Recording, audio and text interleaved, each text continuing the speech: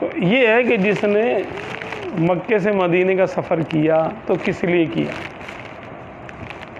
یہاں سے تو مکے چلا گیا، چلو مکے شریف گیا، بھائی میں عمرے کے لیے جا رہا ہوں، عمرہ کر لیا. اب اس سے پوچھو بھائی مدینے کیوں جا رہے ہو؟ عمرہ کر چکے. تو وہاں کیا ہوگا؟ کیا وہاں حج ہوگا یا عمرہ ہوگا؟ کوئی رکن ہے حج و عمرے کا مدینے میں ادا ہوتا ہو؟ تو اب جو جواب ہوگا وہ انسان کی اس کا اسٹیٹس کلیئر کر دے گا کہ یہ کیا ہے. وہ کہے گا بھئی دیکھو جسم کا حج تو ہو چکا اور عمرہ ہو چکا، اب تو قلب اور روح کا معاملہ ہے. حاجیو آؤ شہنشاہ کا روضہ دیکھو. کعبہ تو دیکھ لیا، کعبے کا کعبہ دیکھو.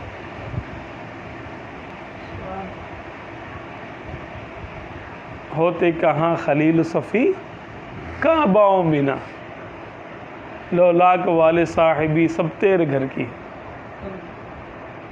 کہ یہ نہ کعبہ تو پہلے بھی تھا جب اس میں 360 بت رکھے ہوئے تھے. تو اہل اسلام کا قبلہ اس وقت کون سا تھا؟ بیت المقدس.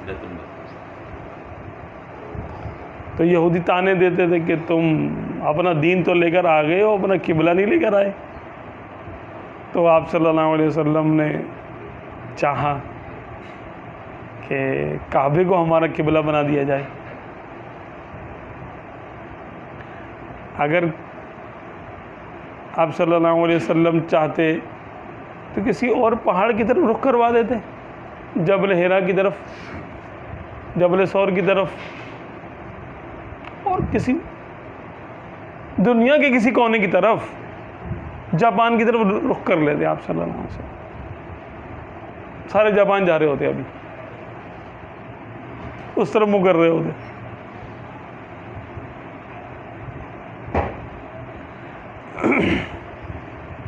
یہ جو رونق لگی ہوئی ہے نا وہاں پر، ابھی ہم نے کل پرسوں بیٹھ کے تھوڑا جو نا حساب کتاب کیا، یعنی یہ تقریباً کتنے کاروباری انداز میں سوچا، یعنی یہ تقریباً کتنے کا کاروبار پاکستانی روپوں میں ہوتا ہے. اب پاکستانی روپوں میں اس وقت سمجھ لیں 2.25 لاکھ کا عمرہ ہو رہا ہے. باقی جو انسان اپنے اوپر خرچ کرتا ہے، کھاتا ہے پیتا ہے، ٹریول کرتا ہے تھوڑا بہت، تو ریالوں میں وہاں پر تو یہ جا کر تقریباً 1 لاکھ روپے اس کے اوپر سے 50,000 تو آ ہی جاتا ہے. اور اگر تھوڑا سا اگر اس کو گھر والوں کے لیے کچھ لانا بھی ہے تو پھر تو وہ کوئی حد نہیں اس کی، 2-4 لاکھ روپے ایسے ہی خرچ کر لے گا وہ. اندازاً آپ 3 لاکھ لگا لیں عمرے کی، اور 20 سے 25 لاکھ زائرین ہر سال آتے ہیں. اب 3 لاکھ کو کوئی 25 لاکھ سے ضرب دے لے. اچھا پھر حج میں تقریباً 30 سے 35 لاکھ لوگ آیا کرتے تھے، کورونا سے پہلے کی بات ہے. اب تو اس سے زیادہ آئیں گے. اور حج جو ہے وہ ہمارے یہاں کے اعتبار سے، پاکستان کے اعتبار سے 2022 میں تو ابھی 8 لاکھ کا ہوا ہے، شاید 8 سے 10 کا ہوا ہے حکومت کا خرچہ جو ہوا ہے. باقی ان کا اپنا خرچہ الگ ہے. تھوڑا کم بھی ہو جائے گا تو اوسطاً سمجھ لیں 8 تو بنے گا خرچہ. اور اگر اوپر سے اس کے 40 دن کا قیام وہاں پر ہوگا تو 1 لاکھ روپے تک 1.5 لاکھ روپے یہ خرچ کر لے گا. 10 لگا لیں آپ ایک آدمی کے، تو 35 لاکھ کو 40 لاکھ کو 10 لاکھ سے ضرب دے لیں. ہزاروں جہاز چل رہے ہیں، لاکھوں گاڑیاں آ رہی ہے، پیٹرول جا رہا ہے. بزنس کیسا چل رہا ہے؟ یہ پہیہ گھوم رہا ہے نا، خرچہ ہو رہا ہے تو بزنس ہو رہا ہے.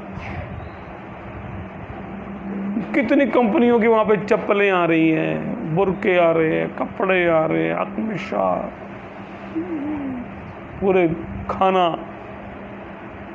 تنور چل رہے ہیں، کتنے سمجھ لیں کہ معیشت کا پہیہ چل رہا ہے۔ چلے مکے میں تو لوگ یوں کر کے آ رہے، وہ بھی سرکار نے فرمایا تھا کہ تم پہ حج فرض ہے، اللہ کا پیغام ہے، تم پہ حج فرض ہے۔ ہم وہاں بیٹھے ہوئے ایسی ذہن میں ایک بات آئی، میں نے اپنے دوستوں سے کہا کہ یار یہ دیکھو یہاں کی رونق دیکھو مدینہ شریف کی، فرض کرو کہ یہاں پر ایک شخصیت کی قبر انور یہاں نہ ہوتی،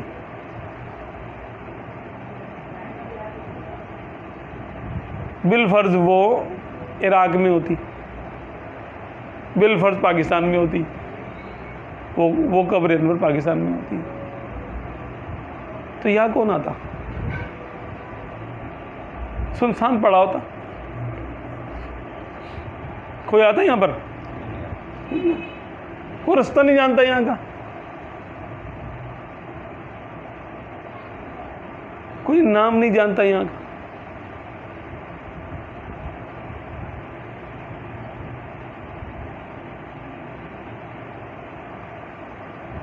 تو یار یہ دیکھو، ہم کہتے ہیں نا حضور میری تو ساری بہار آپ سے ہے، ہماری نہیں ہے، میری نہیں ہے، خالی پوری دنیا کی بہار آپ سے ہی ہے، پوری دنیا کی۔ فرشتوں کا آنا جانا ہو، وہ جو ہے نا بےتابی سے انتظار کرتے رہتے ہیں آسمانی فرشتے کہ ہماری باری کب آئے گی، تیاری کرتے ہوں گے نا، ہم نے جا کے پڑھنا، درود شریف پڑھنا، کون سا والا پڑھنا ہے، ہو سکتا ہے ہر فرشتے کا درود الگ ہو، ہر فرشتے کا درود الگ ہو، یا ان کے مختلف صفحے ہوں، ہر صف کا درود شریف الگ ہو، پوری جماعتوں کا درود شریف الگ ہو، جو ایک بار آئے ہیں وہ کسی اور لفظ سے درود شریف پڑھتے ہوں، جو دوسری بار آئے ہیں یعنی صبح والے الگ درود شریف پڑھ رہے ہو، شام والے الگ پڑھ رہے ہو، تو کان جدھر لگائیے تیری ہی داستان ہے۔ کیا بات ہے، ہمارے آقا صلی اللہ علیہ وسلم کے واقعی یہ ہے کہ جان عالم ہے، جان عالم ہے اسے کہتے ہیں۔